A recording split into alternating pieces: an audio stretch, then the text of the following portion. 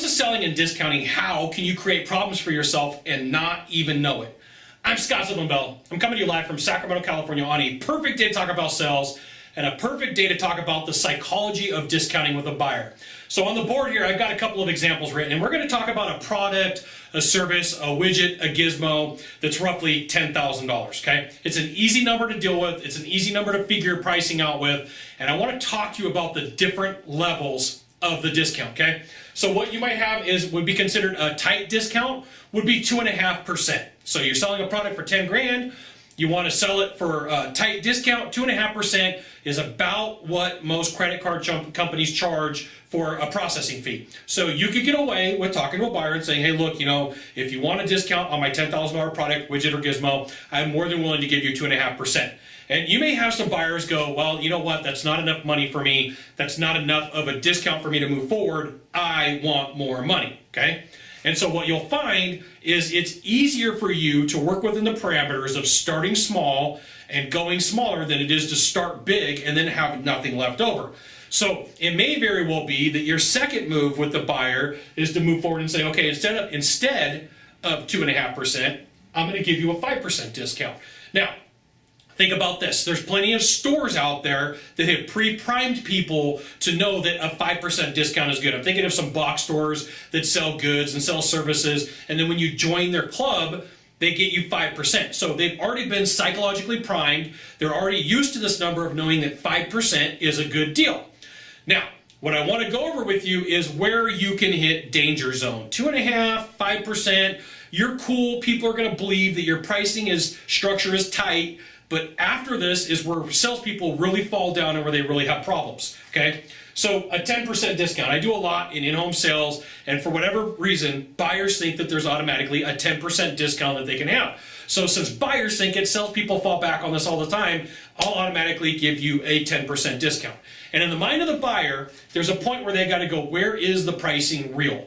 Where is the structure real? What do I need to know? How do I get to the bottom of this? And how do I find out? Okay, so when you have a tight structure, 2.5% and 5%, the buyer's like, I really don't want to put any fight into this. I really don't want to ask for a discount because I'm at 5. What are they going to do? Take me to 7.5? What are they going to do to take me to 10?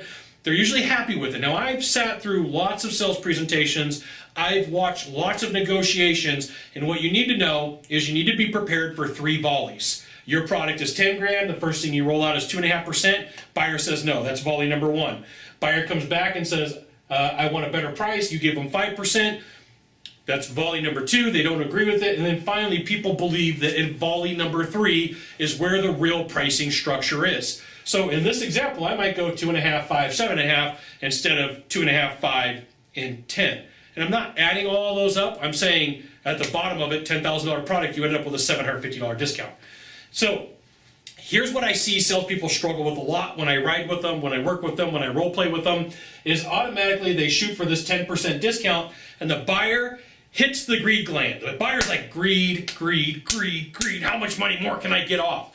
How much more can I take off this product? How much more can I take off this service? And you gotta find, you gotta know that in a lot of companies, pricing's tight because there's so much competition and they know that so many salespeople live off of the discount and the price match that the margins are thin to begin with, okay? 15% is a lot of trouble for you as a salesperson because when you go around and you watch a company close, when you go around and you see companies going out of business, usually as the signs go up on the wall, as the signs go up on the building, their first go-to move is a 15% discount. Store closing, we're going out of business, 15%. Right? $10,000 product means $1,500 off. Think about this. When you go through the Sunday paper, when you go through online, how often do you really see a product for sale that's 15% off? You don't. You see 2.5, 5, 10, some variation of that, but 15 usually is the starting point when a company goes out of business, okay? So 15% can get you in a lot of trouble. I see salespeople, this is their first move. This is their first volley. And if all they had was 15%, that's all they had to give, now they've got nothing left. Now, I'm not a huge fan of discounting to begin with. I don't really like it because you're decreasing the value of the proposition of whatever you have to offer, but sometimes it happens, okay?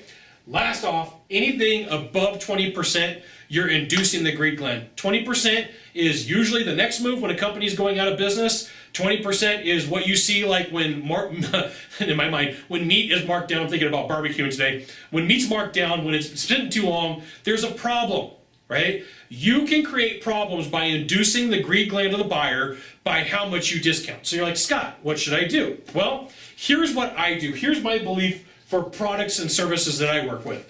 I use a 3-2-1 discounting process, okay? 3-2-1. So it goes like this, 3-2-1. My first move with the buyer may be like on a $10,000 job, I will give 323, got all oily there. I'll give $323 off, okay? And then the next thing I might do is I might do 201, and the last thing I might do is 111. Okay, it works out to about a 5.5% discount. And what happens is with that declining scale, when you go through things like that with a buyer, they see that your pricing's tight. If I say 500, 500, 500, the next thing they're gonna want is 500 bucks off. But if I go 323, 201, 111, they're seeing, wait a minute, I'm running out of room here. And if they wanted more money off, I might go, okay, here's what I'll do. I will give you $37 from here, right? I got nothing else to give. I'm out. I've got nothing more to do. And what I see as salespeople struggle, they run in with a big discount and not realizing they're inducing fear and they're inducing greed. And two of those things are really tough to deal with at the end of a sales process. Two of those things are really tough for you to overcome. So here's what my recommendation is for you. If you're in sales, you sell a product, a service, a widget, or gizmo, have a stated policy for how discounts work, because then you have third-party information. Then you have the ability to have a conversation with the buyer. They're like, you got a $10,000 product? I want a discount. You're like, okay, fantastic. Cash discount is 2.5%. Military combined with whatever it is 5%. Whatever version you're going to use, however you're going to use this, I'm just giving you a mock-up, right? People who are left-handed on a Wednesday, 5%. But have a table, have an explanation. These are the ways that you get to this point. And sometimes you'll have a really shrewd negotiator go, I know that I'm in this one, but in order to get the deal, you're going to have to do this. That's a process decision for you. I can't tell you what to do from here. You know, I can't tell you how to make that sell happen, except for saying you need to have a set strategy and knowing about how discounts work, how they can help you, how they can hurt you, and what you're falling for when you're going to the buyer. If you're going in there and you're like, I'm going to start off at a 15% discount, they don't think your price is real, right? So they got to search for the bottom. They got to figure it out. You're making them do a lot of hard work.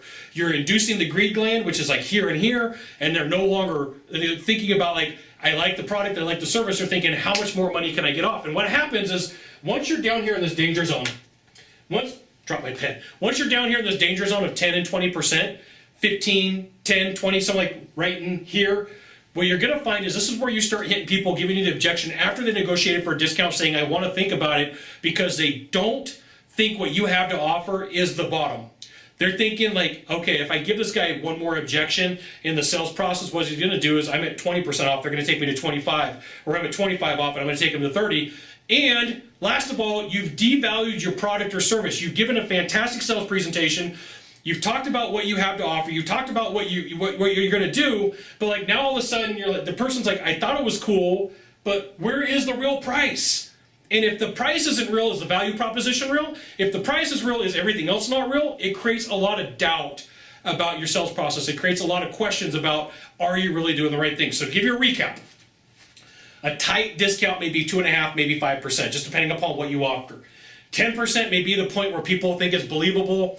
15, 20, 25 is where you really start being into trouble, because a 15% discount is where companies start when they start to go out of business, okay? And if you're a sales guy, think about this, okay? We're done talking about you discounting. Let's talk about selling against the competition. When you sit down with a buyer, you can explain this to them. They're like, hey, XYZ company was out here. They offered me their $10,000 product, but they were going to give it to me for $8,000. Now you can explain, you know what's interesting about that is most companies who are going out of business usually start at about a 15% discount. They're at 20, I've got some concerns. Gave you 2 lessons in 1. You got one thing to do from here, just one thing. Find the subscribe button and click on it every time I send out a video. You'll get an update. This is Scott Bell Consultant sent out another fantastic video. You should check it out, which you should. We'll see you soon. Aloha.